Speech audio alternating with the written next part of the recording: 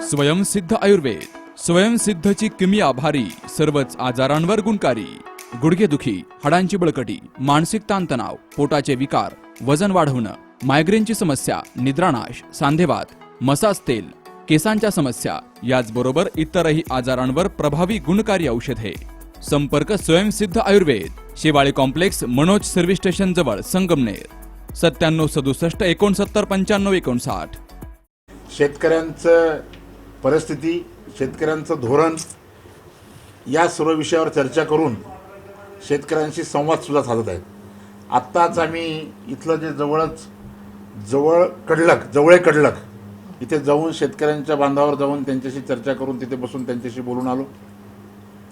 आज आत्ता या ठिकाणी किसान मोर्चाच्या प्रदेश पदाधिकारी, जिल्हाध्यक्ष, जिल्हा सरचिटणीस यांची बैठक आहे आणि त्यासोबतच शेतकऱ्यांशी सुद्धा संवाद ते साधणार आहे. भारतीय जनता पार्टी किसान मोर्चाचे महाराष्ट्राचे अध्यक्ष सन्माननीय वासुदेव नाना काळे यांच्या नेतृत्वाखाली किसान मोर्चा महाराष्ट्रामध्ये एक शेतकरी संघटना म्हणून, शेतकऱ्यांसाठी लढणारी संघटना म्हणून पुढे येत आहे.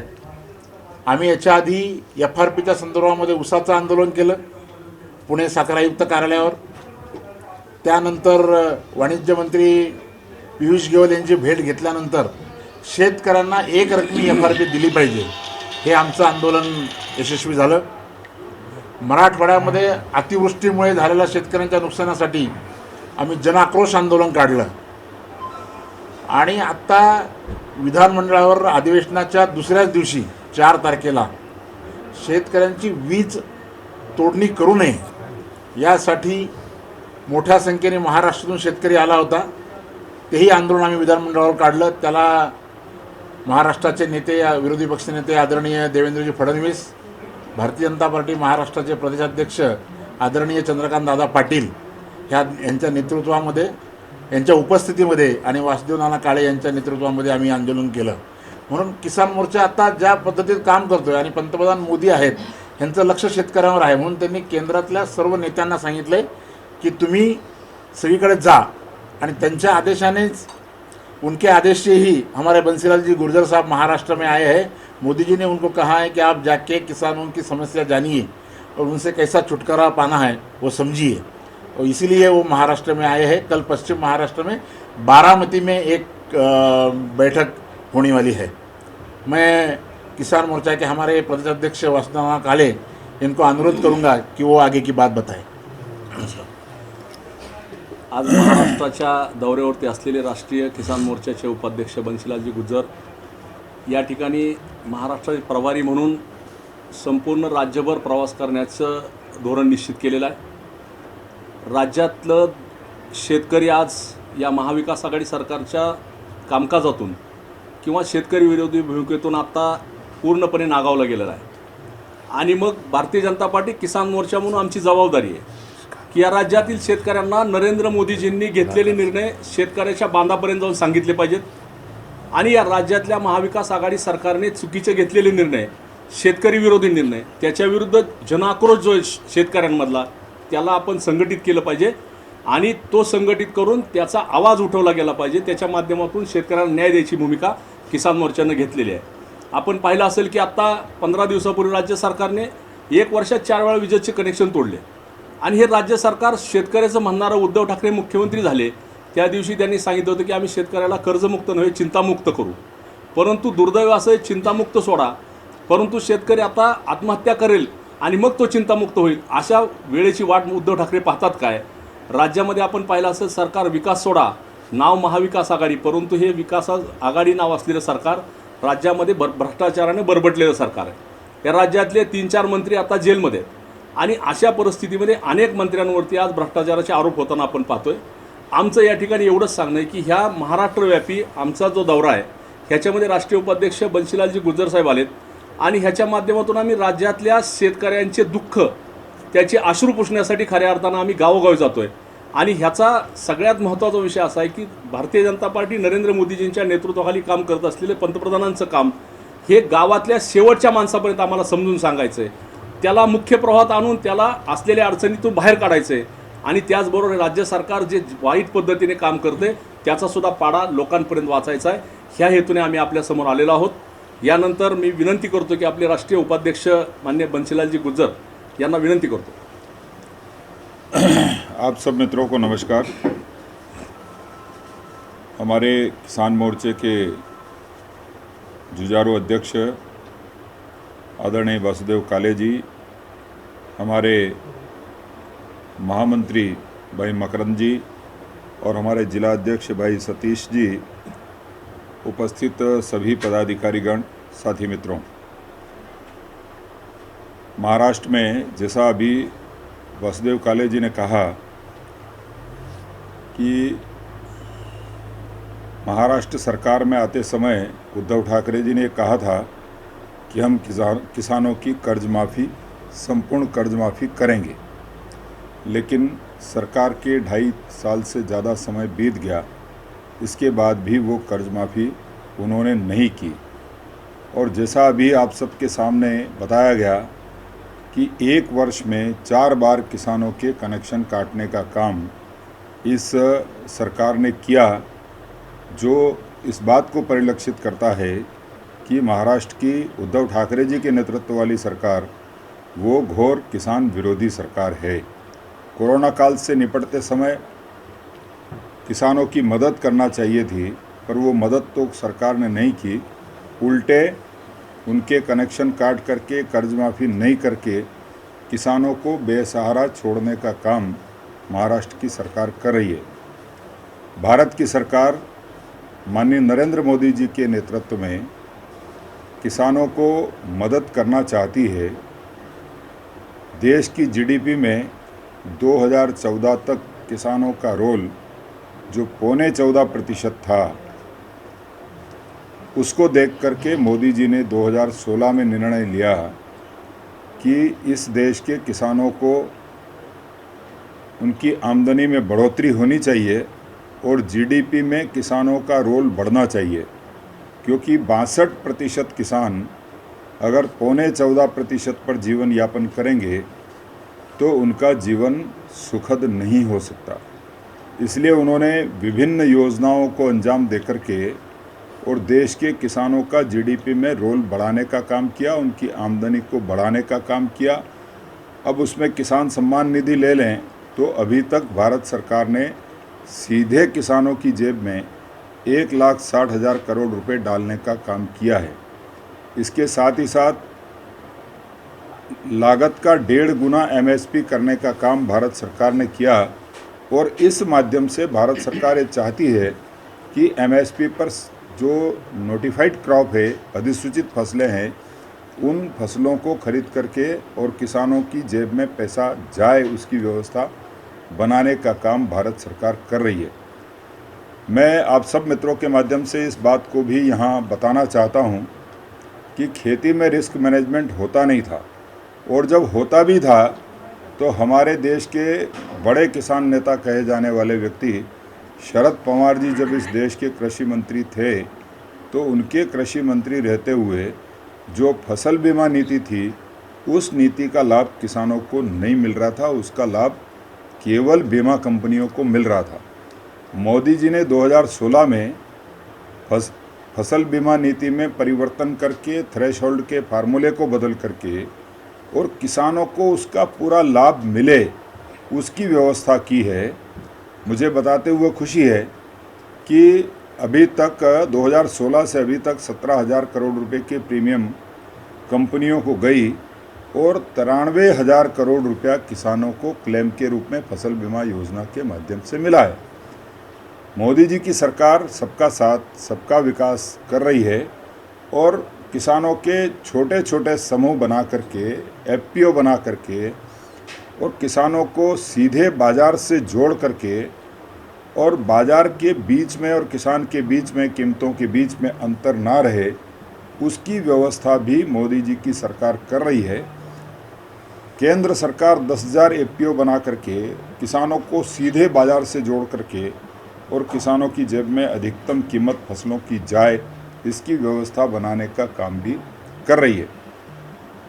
अभी कल हम परसों ही मोदी जी को सुन रहे थे तो उन्होंने कहा कि आज़ादी के 75वें वर्ष में हम इस बात का संकल्प करें कि एक ज़िले में कम से कम 75 तालाब ऐसे हों जो पानी संग्रहित करे और किसान के खेत को पानी देने का काम करे। सीधा अर्थ ये है कि हर खेत को पानी और हर हाथ को काम देने का काम मोदी जी की सरकार कर रही है। अगर बहुत विस्तार में जाएं तो बहुत सारी चीज़ें हैं, लेकिन एग्रीकल्चर सेक्टर में पूंजी का प्रवाह बहुत धीमा था और उस धीमे प्रवाह के कारण हमारे किसानों को इंफ्रास्ट्रक्चर में दिक्कत थी, हमारे किसानों को रोज़मर्रा की जो खेती में खर्चों की आवश्यकता होती है उसमें दिक्कत थी और इसके कारण उन्होंने 18 लाख करोड़ रुपए किसानों के लिए जो वित्तीय प्रवाह है वो कर्ज के माध्यम से पहुँचे इसकी व्यवस्था की है। और मैं जब आपको बता रहा हूँ तो 16,000 करोड़ रुपए तक के कर्ज किसानों ने प्राप्त किए हैं और अपनी खेती को वो सुगमता से कर रहा है। न्यूनतम ब्याज दर पर भी किसानों को कर्ज दिया जाए इसकी व्यवस्था भी भारत सरकार कर रही है। 1 लाख करोड़ के इंफ्रास्ट्रक्चर पैकेज को देकर के भी भारत सरकार एग्रीकल्चर सेक्टर में इंफ्रास्ट्रक्चर डेवलप करके और वैल्यू एडेड वैल्यू किसानों को मिले इसकी व्यवस्था भी भारत सरकार ने की है। उसके उलट जब महाराष्ट्र की हम बात करते हैं तो जितनी योजनाएं भारत सरकार की है उन योजनाओं के क्रियान्वयन में भी महाराष्ट्र जैसा फॉरवर्ड स्टेट अब पिछड़ता हुआ दिख रहा है। इसलिए हमारे प्रदेश अध्यक्ष जी ने किसानों से संवाद के कार्यक्रम बनाए हैं और पूरे महाराष्ट्र में घूम करके किसानों की समस्याओं को उजागर करके और उन समस्याओं के समाधान के रास्ते किसान मोर्चा खोजे इसकी व्यवस्था आदरणीय वासुदेव काले जी के नेतृत्व में हमारा किसान मोर्चा कर रहा है।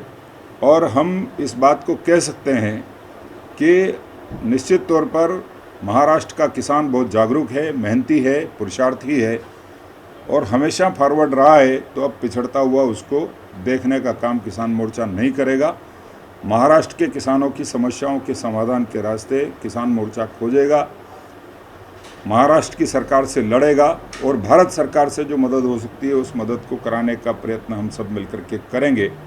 इसके लिए हमारे किसान मोर्चे के उत्तर महाराष्ट्र और पश्चिमी महाराष्ट्र के अभी 2-3 दिन के कार्यक्रम हमने बनाए हैं। इन कार्यक्रमों के माध्यम से हम अपनी संगठनात्मक गतिविधियों को भी आगे बढ़ाएंगे और साथ ही साथ जो किसानों की समस्याएं हैं उन समस्याओं के समाधान के रास्ते खोज करके यहाँ की सरकार के सामने रख करके और उसका समाधान कराने का काम करेंगे। इतना ही कह करके मैं अपनी बात समाप्त करता हूँ। धन्यवाद। गन्ने के दाम को लेकर देखा जाए तो हर साल महाराष्ट्र के किसानों को आंदोलन करना पड़ता है।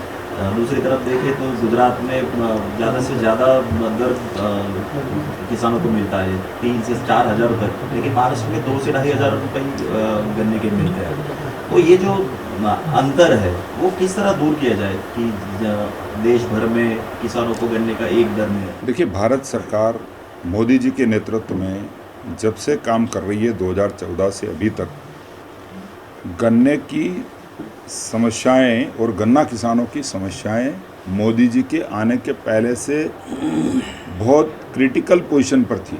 मोदी जी ने आने के बाद जितने गन्ना कारखाने हैं उनको दुरुस्त करने का काम भी किया, गन्ने की मार्केटिंग ठीक से हो जाए उस व्यवस्था को भी बनाया। और यूपी में विशेषकर महाराष्ट्र में तो उतना फिर भी बकाया कम था, लेकिन यूपी के गन्ना किसानों की समस्याएं तो इतनी थी कि उनके हज़ारों करोड़ रुपए बाकी थे। उस भुगतान को करने का काम भी भारत सरकार ने किया। और जो आपने अभी पूछा कि महाराष्ट्र में और गुजरात में गन्ने का अंतर क्यों है, तो इसमें राज्य सरकार भी कुछ अपना बोनस ऐड करती होगी, उसको लेकर के कोई न कोई अंतर है। ये भारत सरकार के स्तर पर तो गन्ने के रेट एक जैसे ही है। अब 290 रुपये यहाँ भी है, 290 रुपये वहाँ भी है। और दूसरी एक बात जो अगर देखिए देश भर में तो कहीं सूखा है तो कहीं बहुत बारिश है, पानी है। सूखे को लेकर कहीं खेती नहीं होती है या ज़्यादा बारिश होने से होती है। एक चर्चा अनेक सालों से चल रही है कि देश भर की नदियों को जोड़ा जाए। क्या यह प्रोजेक्ट मोदी जी या भारत सरकार आगे बढ़ाएगी? इसमें निश्चित तौर पर सरकार, मोदी जी की सरकार तो काम कर रही है।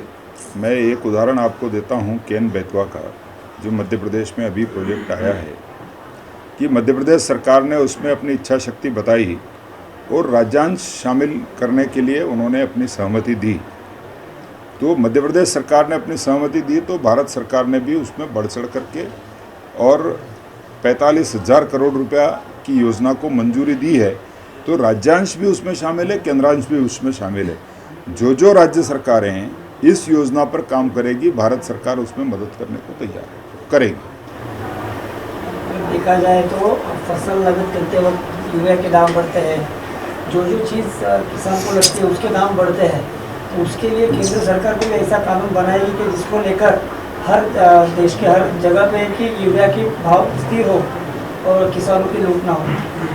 देखिए, मैं इस बात को इस तरीके से समझता हूं कि मोदी जी के सरकार में आने के बाद रासायनिक खादों की कालाबाजारी ना हो, इसके लिए भारत सरकार ने पूरे प्रयत्न किए और उसके लिए उन्होंने नीम कोटेड यूरिया बनाया। आपको ध्यान में होगा कि पहले खेती के नाम का जो यूरिया आता था, उस यूरिया को इंडस्ट्रियल यूज़ में ले लिया जाता था और किसान हमेशा कालाबाजारी का शिकार होता था।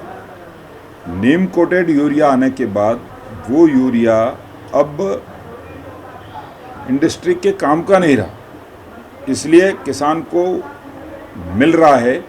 पर इसमें भी मेरा निवेदन ये है कि थोड़ा सा हमको समझना पड़ेगा कि देश में और पूरे विश्व में जिस तरीके से पेट्रोलियम पदार्थों के दाम बढ़ रहे हैं और पेट्रोलियम पदार्थों के दाम बढ़ने के कारण खादों के दाम बढ़ना निश्चित हो जाते हैं, इसके बावजूद भी भारत सरकार ने और नरेंद्र मोदी जी की सरकार ने जो डीएपी 2400 रुपये का भारत सरकार को पड़ता है, खरीदना पड़ता है, उस पर 1200 रुपये पर बैग पर सब्सिडी देने का काम भारत सरकार कर रही है। भारत सरकार की कोशिश ये है कि एग्रीकल्चर इनपुट के दाम संतुलित रहे और किसान को कास्ट ऑफ प्रोडक्शन कम से कम लगाना पड़े और किसान की माली हालत सुधरे, इसकी व्यवस्था भारत सरकार कर रही है और वो आप हम सबको देखने में आ रही है।